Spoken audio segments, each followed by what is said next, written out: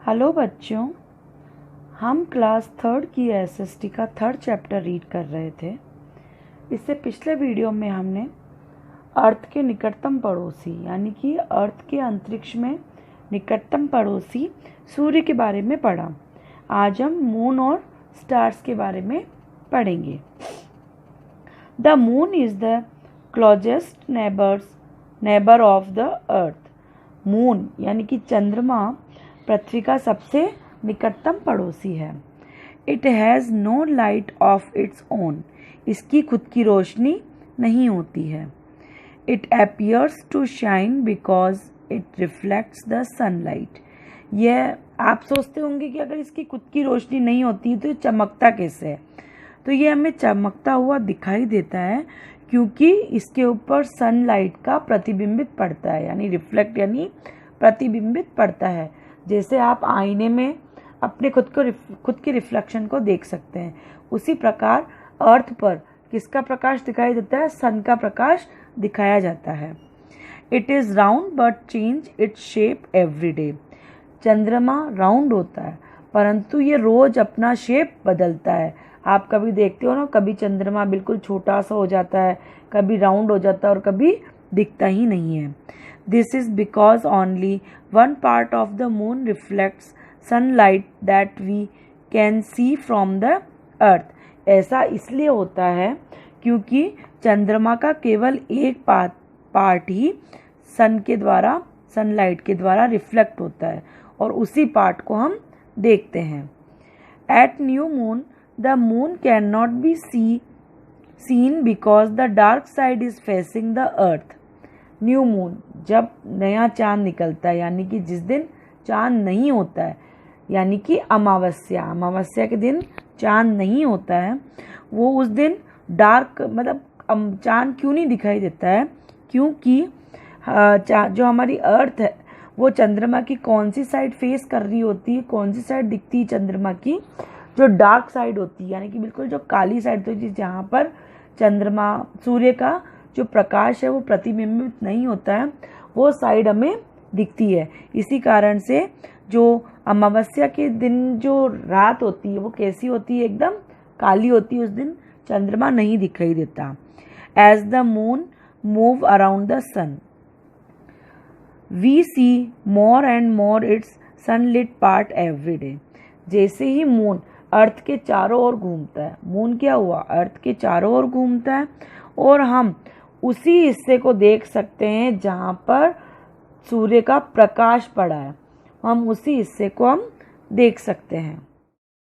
The moon revolves around the earth in about 1 month. चंद्रमा लगभग 1 महीने में पृथ्वी की परिक्रमा पूरी करता है। It is the natural satellite of the अर्थ। यह पृथ्वी का प्राकृतिक सैटेलाइट है, यानी कि उपग्रह है। A satellite is an object that revolves around a planet. एक उपग्रह वह वस्तु होती है या वह चीज होती है जो कि ग्रह के चारों ओर चक्कर काटती है, जिसे क्या बोलते हैं? सैटेलाइट कहते हैं। The moon was thought to have no air और वाटर। चंद्रमा के बारे में सोचा जाता है कि इसमें न तो हवा है और न ही पानी है। But in 1998 a space probe found ice at its poles. परंतु एक अंतरिक्ष जांच जो कि कब हुई थी? 1998 में। इसके ध्रुवों पर अंतरिक्ष जांच में इसके ध्रुवों पर क्या मिली? बर्फ मिली। Lunar ice could provide water and rocket fuel for future space missions। जो ये बर्फ मिली है, जो ये इसको यहाँ पर जो ध्रुवों पे जो बर्फ मिली है उसे क्या बोलते हैं? लूनर आइस, जिसे चंद्र बर्फ भी कहते हैं। ये चंद्र बर्फ भविष्य के अंतरिक्ष अभियानों के लिए पानी और रॉकेट को ईंधन प्रदान कर सकती है। Since there is no air on the moon, life cannot exist here। चूंकि चांद पर हवा नहीं है, इसी कारण यहाँ जीवन मौजूद नहीं हो सकता। स्टार्स, अब हम स्टार्स के बारे में पढ़ेंगे। On a clear dark night we can see a large number of twinkling stars in the sky. Clear night पे, एकदम साफ नाइट में और एकदम डार्क नाइट पे, एकदम काली नाइट पर हम क्या देखते हैं, बड़ी संख्या में टिमटिमाते हुए तारे देखते हैं। कहाँ देखते हैं? आकाश में बड़ी संख्या में टिमटिमाते हुए तारे देखते हैं। All the stars have their on light, सभी स्टार्स की खुद की रोशनी होती है। जो वो टिमटिमाते हैं ना, तो वो खुद की रोशनी होती है उनकी। जैसे मून के अंदर कोई रोशनी नहीं होती है, पर स्टार्स में खुद की रोशनी होती है। These stars are have glowing balls of gas just like our sun, but they appear faint because they are far away. ये कैसे होते हैं? ये एक बड़े से गोले होते हैं, चमकती हुई गैस के गोले होते हैं, जैसे कि सन होता है, परंतु ये हमें छोटे क्यों दिखाई देते हैं? क्योंकि ये हमारे से बहुत दूर होते हैं। इस कारण ये कैसे दिखाई देते हैं? मंद दिखाई देते हैं, यानी कि छोटे दिखाई देते हैं। The bright star that can be seen in the sky is the pole star, सबसे चमकीला तारा कौन सा है जो हमें दिखाई देता है आकाश में? पोल स्टार, यानी कि ध्रुव तारा सबसे चमकीला तारा है।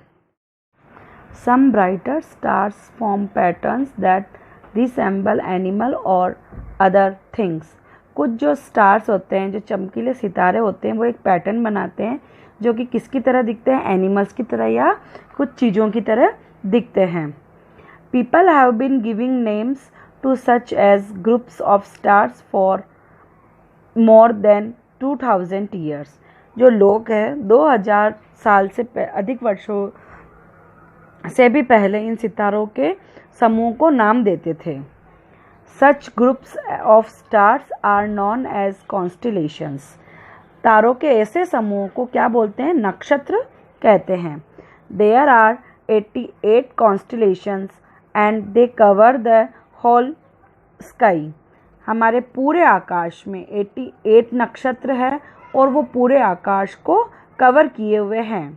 सम names of the name of some constellation are the great bear, Orion and Leo, कुछ नक्षत्रों के नाम इस प्रकार है, जैसे ग्रेट बियर, ओरियन और लियो।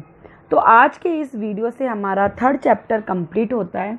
इस वीडियो में हमने मून और स्टार्स के बारे में जानकारी ली कि जो मून होता है उसकी खुद का कोई प्रकाश नहीं होता है, वो सन के रिफ्लेक्शन से चमकता है, और स्टार्स जो कि उनका खुद का प्रकाश होता है और ये सूर्य से भी बड़े होते हैं, परंतु ये हमसे दूर होते हैं।